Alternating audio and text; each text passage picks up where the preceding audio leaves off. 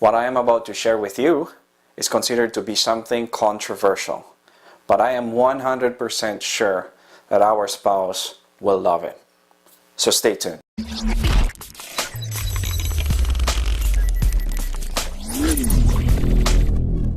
Hello, my name is Jim and welcome to my cave. In here, we'll be talking about what it means to be a husband as well as what it means to be a father. So if you are new here and learning to be both is what you are after, then let us learn together by clicking on that subscribe button below.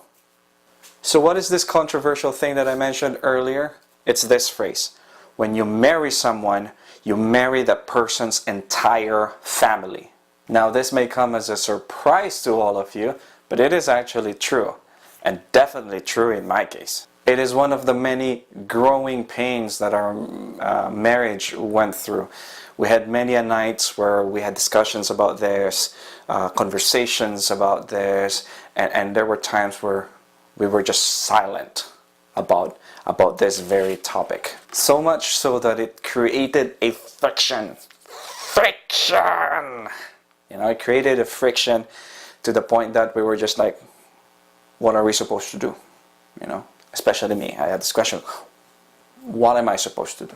But it wasn't until I removed all my biases, my preconceived ideas, my perfect notion of a marriage that I started to understand this concept, this idea more clearly. And it was not until I turned to the Bible that my eyes slowly started to open. Now, I'm not going to go theological on you, but my goal is to share what I have learned. And this is one thing that I think is very, very important for us as husbands to understand.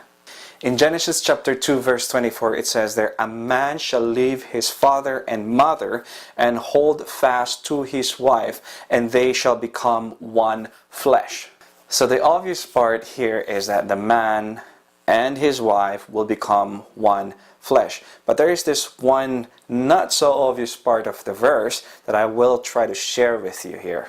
And that is the first part of the sentence. A man shall leave his father and mother. Notice what it says there. The text says that a man or the husband. The text is not saying that the woman and the man, or the man and the woman, or the woman. It's not saying that the woman should leave her father, should leave her mother. So then I was like, what? It was kind of hard to swallow this text at first. Not literally, of course, but you know, as I kept practicing it, as I kept reminding myself of this verse, then it made sense. Started to make sense. So that controversial phrase, well, with husbands anyway, turns out to be helpful in my case. And I'm almost 100% sure that it will help you in your case as well. I call it case, but you know, let's rephrase it or rename it. In my marriage, in your marriage. So it helped me understand that my wife is now my priority. That she is now my world, that she is now my family, that she is now the most important person in my life. Because the text, the Bible verse is clearly saying that I need to hold fast to my wife. You know, the other version says cleave, other versions can hold on to, cling to my wife. So that also means that I have to cleave and cling and hold fast to her family. I think so, anyway, because the text says that the man shall leave his mother, his father, and hold on to his wife. But husbands, do understand as well what the text is not saying. The text is not saying that you should abandon your responsibilities to your parents. It's not saying that. The text is not saying that you should love your parents less. I'd like to emphasize what one of the commentators said in regards to habitation and society, but not in regards to affection. But one thing is clear though. One thing is very, very, very, very clear. That the man's relationship to his wife should be closer than his relationship to his father and mother. So now, because it's clear to me, I have one less stress. So, if you are married to your wife, you're also married to her family. And pragmatically speaking, and I think this is very, very important for us to understand, as the head of the family, as the leader of the family, I have to show her that I love her family.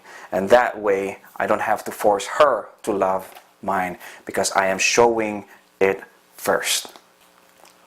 Alright, that is it for today's video. I hope and pray that you find value watching this. If you do, consider subscribing, share this video, as well as like it. And I'll see you next time. God bless.